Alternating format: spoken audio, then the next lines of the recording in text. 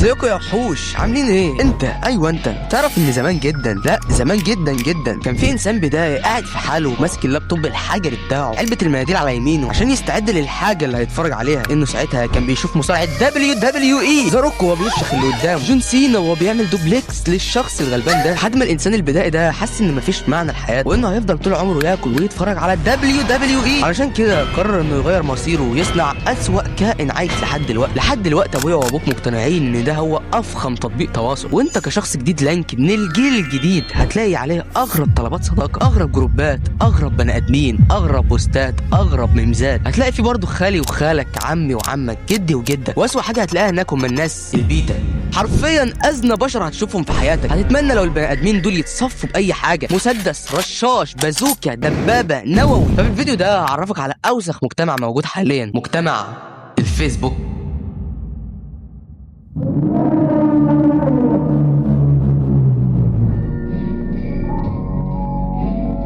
وعشان اثبت اول حاجه قلتها من شويه وهم السمبات، عملت اكونت فيس بنت، وللمصداقيه سميته اسم واقعي هدى عبد اللطيف.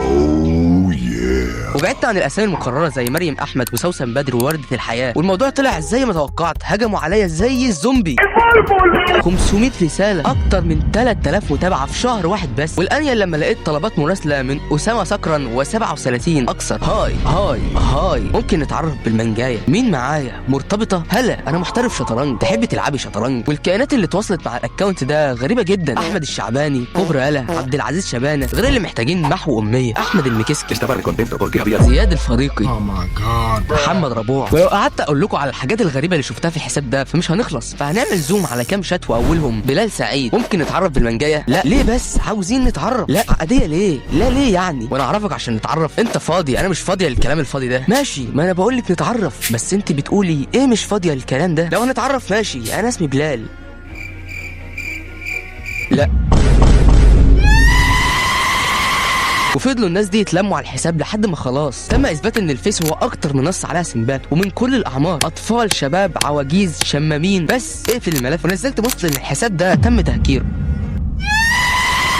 تاني نوع من المجتمع اللي عايز اثبت انه موجود وبكثره على التطبيق ده هم السوالف، مش السيوف بس، المقصات كمان، والمصدر بتاعهم المكان اللي بيجتمعوا فيه، جروبات الفيسبوك. والصدمه هنا ان لقيتهم في كل حته، الشرقيه، المنصوره، الجيزه، الغربيه، اسكندريه، وفي مصر كلها. قلت ادخل اشوف الموضوع ده اخره ايه، والمصيبه انه ملهوش اخر، سيوف بتخبط في بعض،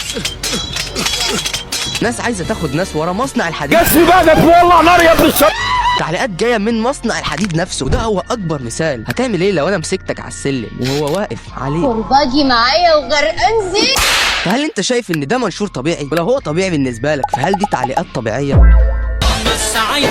والمشكله انهم كتير فشخ ومن كل الاعمار والاشكال والالوان. وبكده تم اثبات ان الفيسبوك يحتوي على عدد هائل من السوالف. وبالمره واحنا عند الجروبات دي هنحود يمين عشان نستكشف الجروبات العشوائيه زي جروب مساعده الفقراء والمحتاجين في مصر. فهنحذف هنا كلمه مساعده لان ما حدش هناك بيساعد حد خالص، كله بيشحت من كله. ناس كتير جدا بيطلبوا مساعده، ناس بيتنصب عليها من الناس اللي بتطلب مساعده، ناس بتحكي قصتها بالتفصيل الممل عشان يغطوا على الناس اللي بتطلب مساعده وياخدوا فلوس من الناس اللي بتساعد فيتنصب عليهم اللي طلبوا مساعده. فالجروبات العشوائيه كتير جدا على الفيس، واكتر واحد عشوائي فيهم هو جروب المطلقات. عشان لو قلبنا شويه الشيخ ده.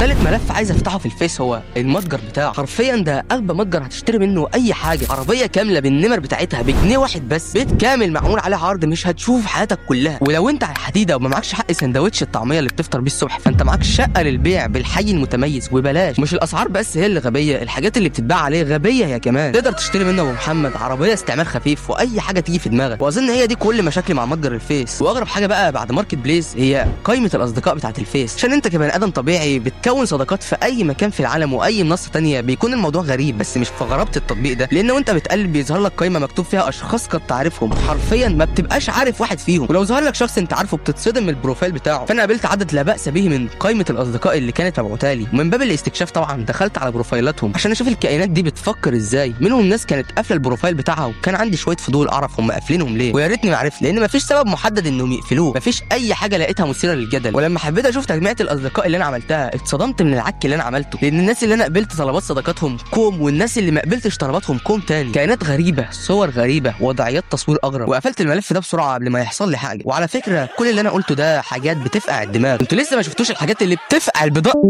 ميمزات الفيسبوك.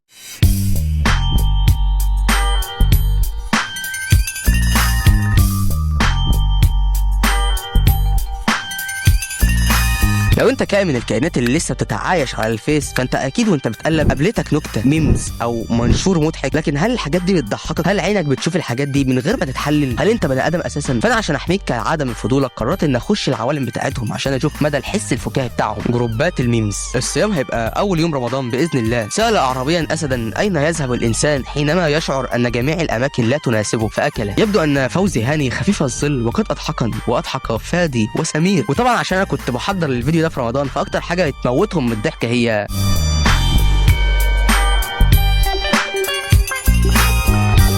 وبس كده. اتمنى تكون الجوله الجميله دي في البرنامج عجبتك، ولو انت من ضمن سكان الفيسبوك فانا بحييك، لان بكده انت عندك مناعه ضد الشلل. ولو عايز جوله كمان في اي برنامج تاني فانا عايز في الفيديو ده 500 لايك، مش هتنازل عن لايك فيهم. واسف لو الفيديو ده اقصر من المعتاد، هحاول اعوضكم في الفيديوهات التانيه واللي ما عدتش هتاخر فيها تاني غالبا. سلام. غير اللي محتاجين محو اميه.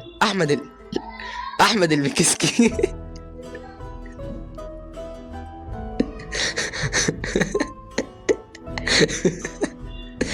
غير اللي محتاجين محو أمية أحمد المكسكي زياد